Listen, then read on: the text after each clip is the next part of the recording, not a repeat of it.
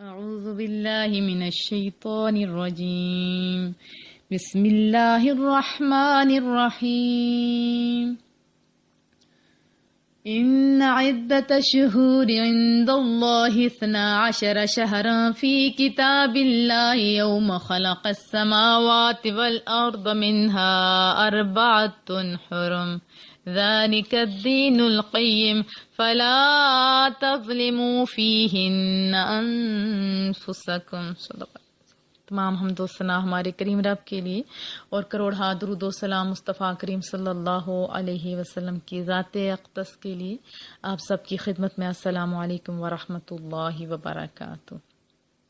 آج ہم نے سورۃ التوبہ کی آیت مبارکہ سنی. اس کا ترجمہ: بے شک مہینوں کی تعداد اللہ تعالیٰ کے نزدیک 12 ماہ ہیں کتاب الہی میں، یعنی کتاب الہی میں مہینوں کی تعداد 12 ماہ ہیں. یہ جو تقسیم ہے مہینوں کی، یہ کسی انسانی تقسیم کا نام نہیں بلکہ یہ رحمانی تقسیم ہے. اور یہ کب سے؟ یوم خلق السماوات، اس روز سے جس روز سے اللہ نے آسمانوں کو پیدا فرمایا، والارض، اور زمین کو، یعنی ابتدا ہی سے ان مہینوں کی تعداد 12 ہی ہے. منہا 4 حرم، اور ان میں سے 4 عزت والے مہینے. کون سے؟ رجب، ذوالقعدہ، ذی الحجہ اور محرم. یہ چاروں عزت والے مہینے ہیں. اور زمانے جاہلیت میں بھی اہل عرب ان مہینوں کا بڑا احترام کرتے تھے. ایون کہ باپ کا قاتل بھی آ جاتا تو اس کو بھی کچھ نہیں کہتے تھے. اور بعد اسلام بھی ان کی حرمت کا، ان کی عزت کا خیال رکھا گیا ہے. جیسے ابھی محرم الحرام ہے، اس کے نام سے واضح ہو رہا ہے کہ احترام والا مہینہ، عزت والا مہینہ، عظمت والا مہینہ محرم الحرام. اور یہ پیغام کیا دے رہا ہے؟ یہ پیغام یہ دے رہا ہے کہ یہ سال کا آغاز ہے لوگوں، یہ احترام والا مہینہ ہے، یہ عزتوں والا مہینہ ہے.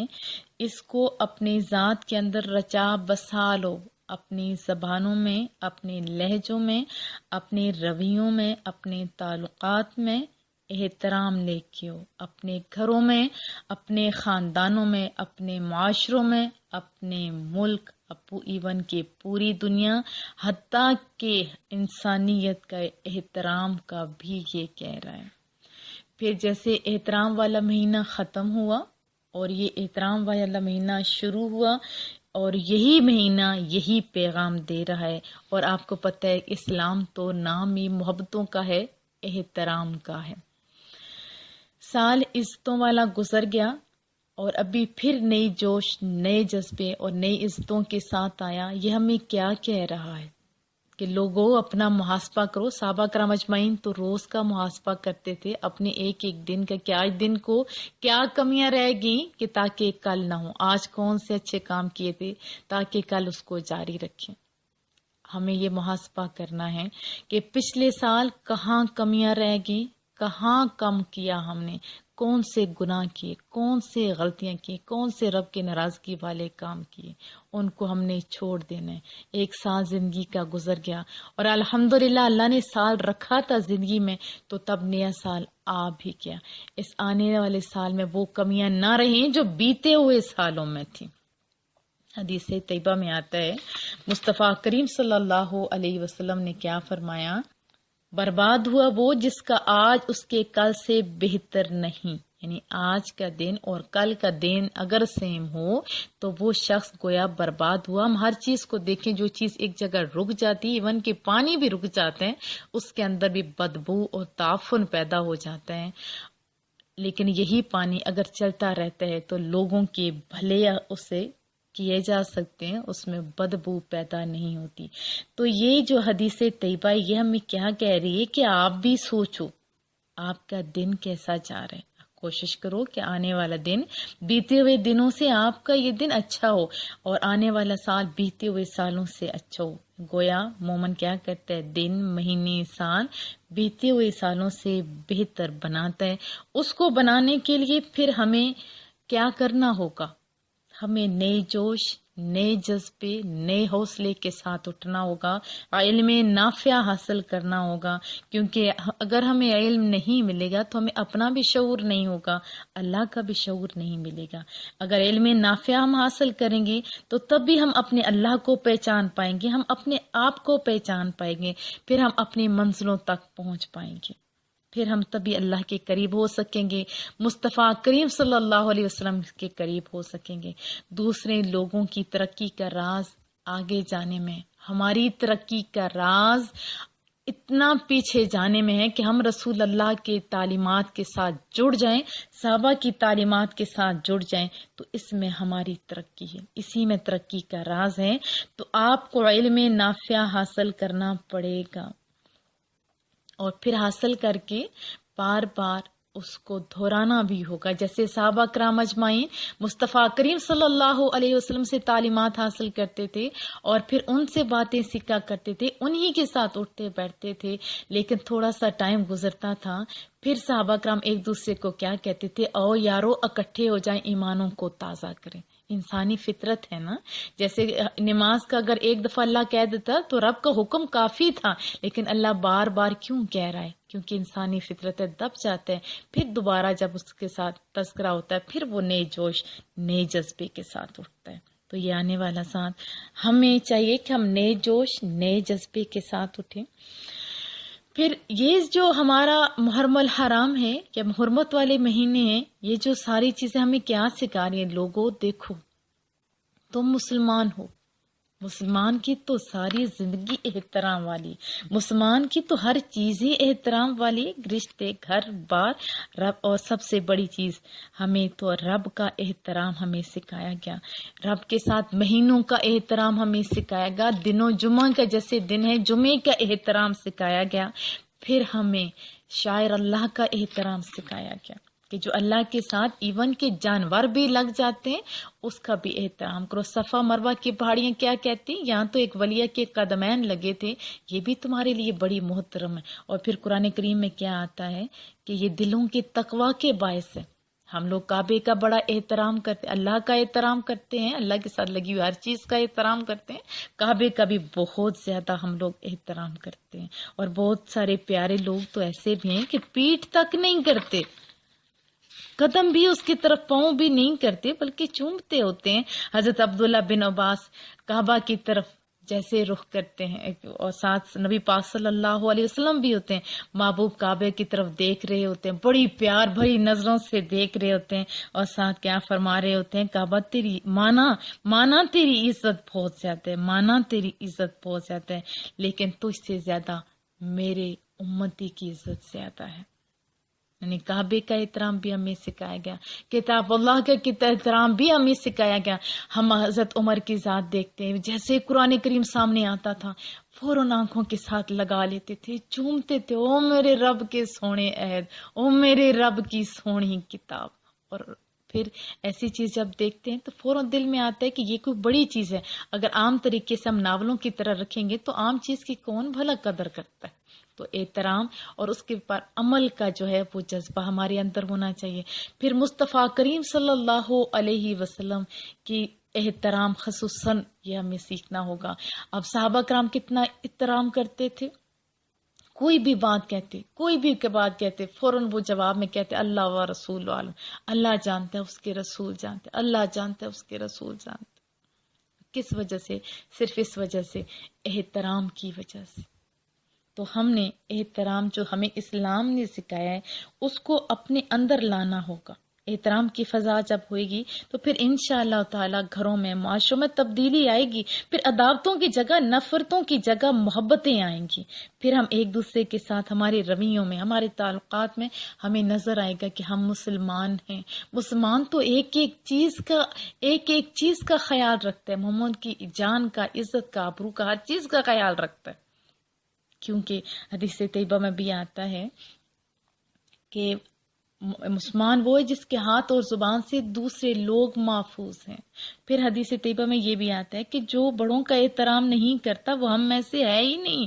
اتنا پیارا رسول اللہ صلی اللہ علیہ وسلم کی تعلیمات ہیں۔ جو بزرگوں کا احترام کرتا ہے، کسی بوڑھے بندے کا احترام کرتا ہے، گویا مجھ محمد کا احترام کرتا ہے۔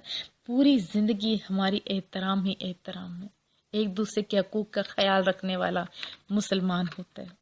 تو ہمیں سوچنا پڑے گا کہ ہم نے پہلے کیا کیا، کیا کھویا، ابھی ہم نے پانا کیا ہے، ابھی ہم نے پانا کیا ہے، اسپیشلی علم کی بات، اور یہاں تک کہ ہم صحابہ کرام اجمعین کے جو طریقے تھے ان کے ساتھ مل جائیں گے تو تب بھی ہماری کامیابی ہے۔ پھر اگلی آیت میں آتا ہے ذالک الدین القیم، یہی دین قیم ہے، فلا تظلموا فیہن انفسکم، بس نہ ظلم کرو ان مہینوں میں اپنے اوپر۔ کس پر؟ اپنی ذات کے ساتھ ان مہینوں میں۔ جب ان مہینوں میں 4 مہینوں میں ہم اپنا خیال رکھیں گے، اپنے اوپر ظلم نہیں کریں گے، پھر باقی مہینوں میں بھی ہم بچ جائیں گے۔ اپنے اوپر ظلم سے مراد کیا ہے؟ اپنے اوپر ظلم سے مراد یہ ہے جب ہم کوئی بھی گناہ کرتے ہیں، کوئی بھی گناہ کرتے ہیں تو دوسروں کا نقصان کم ہوتا ہے، ہم حقیقت میں اپنی ذات کے ساتھ ظلم کر رہے ہوتے ہیں، کیونکہ اس کی سزا بھی تو ہمیں ہی بھگتنا ہوتی ہے نا۔ اب حدیث طیبہ میں کیا آتا ہے وہ بھی سنتے ہیں ہم۔ رسول اللہ صلی اللہ علیہ وسلم نے فرمایا، حضرت انس سے روایت ہے کہ ظلم کی 3 اقسام ہیں۔ ایک تو ظلم ہے جس کو اللہ معاف نہیں کرے گا، یعنی اس اللہ کی ذات صفات کے ساتھ کسی اور کو شریک ٹھہرانا، یعنی شرک، یہ اس کو ظلم عظیم قرار دیا گیا۔ لیکن حقیقی توحید اور شرک کو بھی سمجھنا ہوگا۔ توحید کیا ہے ہم نے صحابہ کرام اجمعین سے سیکھنا ہوگا، نہ کہ منافقین سے سیکھنا ہوگا۔ جب منافقین کے سامنے کہا جاتا تھا کہ اگر تم نے کامیابی، حدیث طیبہ کے میں آتا ہے کہ، اور ویسے بھی قرآن کریم کے الفاظ ہیں کہ اللہ اور اس کے رسول کے اطاعت کا بار بار حکم دیے جا رہا ہوتا ہے، صحابہ کرام اجمعین نے بھی یہی کیا تھا۔ اب قرآن کریم میں آتے اطیعوا اللہ و اطیعوا الرسول، اللہ اور اس کے رسول کی اطاعت کرو، اور اگر تم کامیابی چاہتے ہو تو تم میرے محبوب کے پیچھے پیچھے آ جاؤ، کامیابیاں آپ کا مقدر بن جائیں گی۔ یہاں تک الفاظ ہے تم رب کے محبوب ہو جاؤ گے۔ اور پھر جب یہ آیت پڑھی جاتی تھی، یہ بھی سورۃ توبہ کی آیت مبارکہ ہے کہ جو کوئی مخالفت کرتا ہے، میں یحادد اللہ و رسولہ، جو کوئی مخالفت کرتا ہے اللہ اور اس کے رسول کی، فأن لہ نار جہنم خالدا فیہا، تو اس کے لیے آتش جہنم ہے، اس میں وہ ہمیشہ رہے گا۔ اور اسی طرح یطیعون اللہ و رسولہ، اور جو اطاعت کرتے اللہ اور اس کے رسول کی، اسی پر رحم کیا جائے گا۔ اس طرح کی جب بہت ساری آیات پڑھی جاتی تھی تو منافقین کیا کہتے تھے؟ بد نصیب کہتے تھے کہ عجیب نبی ہے، کہتے ہیں کہ میری اطاعت کرو، اور اپنے یعنی یہ شرک کرتا ہے، اللہ کا رستہ تو اور ہے، اللہ کے بار بار یہ کہتے ہیں اللہ اور میرا رستہ ایک ہے، میری اطاعت کرو گے تو فلاح پا جاؤ گے، میری اطاعت نہیں۔ ہم نے کیا سیکھنے؟ صحابہ کرام اجمعین سے، میرے نبی کے یاروں نے، جنہوں جہاں سے توحید نکلی ہے، جنہوں نے توحید رسول اللہ سے سیکھی ہے، ان کو کہیں درد بھی ہوتا تھا تو دوڑے دوڑے مصطفیٰ کریم کے پاس جاتے تھے۔ اگر بادل نہیں برس رہے ہوتے تھے، دوڑے دوڑے مصطفیٰ کریم کے پاس جاتے تھے، ہاتھ اٹھتے تھے تو بادل آ جاتے تھے۔ حتیٰ کہ حضرت ابو ہریرہ کا حافظہ کمزور تھا، اب طبیب کے پاس جاتے یا کچھ ہو جاتے کہ مصطفیٰ کریم کے پاس فوراً دوڑے، یا رسول اللہ یاد نہیں ہوتا، فرمایا چادر بچھا، اوپر کچھ پڑا، پھونکا، پھر جتنا مان لیا۔ حضرت ابو ہریرہ کیا فرماتے ہیں کہ وہ دن اور آج دن، میں آج تک کچھ لفظ بھولا نہیں۔ اس طرح بہت ساری چیزیں ہم لوگ دیکھتے ہیں کہ کسی کا قرض نہیں، وہ نہیں، فوراً دوڑے دوڑے صحابہ کرام اجمعین کس کے پاس آتے تھے؟ رسول اللہ صلی اللہ علیہ وسلم کے پاس۔ وہ بہترین توحید جاننے والے تھے، ہم نے وہی توحید سیکھنی ہے جو میرے نبی کے یاروں کو میرے رسول اللہ نے سکھائی، جو رسول اللہ کی تعلیمات ہیں، جو رب کی تعلیمات ہیں، تو اس کے بارے میں بھی آپ کو انشاءاللہ اس کے علاوہ بتاتی بھی رہوں گی، بتاتی بھی رہتی ہوں۔ اور پھر اس کے بعد شرک کا فتویٰ لگانے والے کون تھے؟ خارجی۔ انہوں نے کس پہ لگایا؟ حضرت علی المرتضیٰ پہ، اور وہ علی المرتضیٰ جن کو رسول اللہ صلی اللہ علیہ وسلم نے اپنا صحابہ کا قرار دیا، جو ان کے یار تھے، ان کے دوست تھے، ان کے رشتہ دار تھے، اور فرمایا کہ میں نے جنت میں ان کا گھر دیکھا، جنت کی بشارت دی۔ ان کو کیا کہا گیا کہ انہوں نے شرک کیا ہے۔ ہم نے توحید کیا ہے، شرک کیا ہے، اس کے بارے میں بھی تعلیمات جاننا ہوں گی۔ میں انشاءاللہ پہلے بھی کچھ ریکارڈڈ ہیں، کچھ نہیں، وہ بھی میں آپ کو بتاؤں گی۔ تو پہلا کون سا؟ جو اللہ کی ذات اور صفات، جیسے اللہ چاہتا ہے اور اللہ کی نہ مرضی ہو اور پھر کوئی دوسرا ایسا کر لے، یہ غلط طریقہ ہوتا ہے۔ جو کچھ بھی ہوتا ہے اگر مصطفیٰ کریم بھی کسی کو دینے پہ قادر ہیں یا کوئی نیک ہستیاں یہ کچھ کرتے ہیں تو وہ بھی اللہ کے بِإِذْنِ اللہ کے لفظ استعمال ہوتے ہیں. جیسے اللہ یہ زندگی دیتا ہے تو قرآن کریم کے الفاظ ہیں. حضرت عیسیٰ علیہ السلام نے کیا کہا کہ میں بھی مردوں کو زندگی دیتا ہوں، لیکن اس کو بھولنا نہیں. انہوں نے کیا کہا بِإِذْنِ اللہ، اللہ کی اذن سے. یعنی توحید کا علم ہمیں سیکھنا پڑے گا انشاءاللہ تعالی. جہاں میرے رب نے توفیق دی تو میں بھی اسے کہوں گی. اور دوسرا ظلم جس کو اللہ معاف نہیں کرے گا، جس کو اللہ نہیں بخشے گا، یعنی دوسرا ظلم نہیں بخشے گا، وہ کون سا ہے؟ حقوق العباد کا.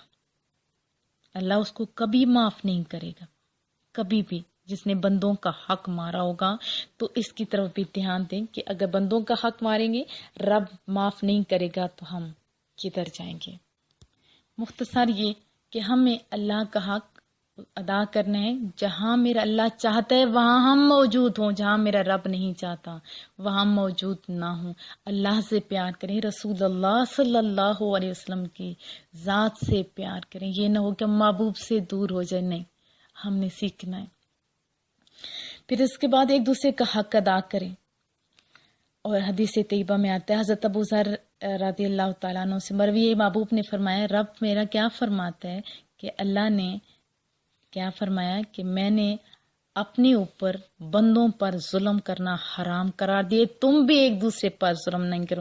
رب کتنا مہربان ہے. کبھی آپ نے سوچا ہم جتنے مرضی گناہ کر لیں ایک دفعہ سچی توبہ کر کے آت ہو جائے میرا رب غفور اور رحیم ہے، میرا اللہ بخشنے پہ قادر ہے.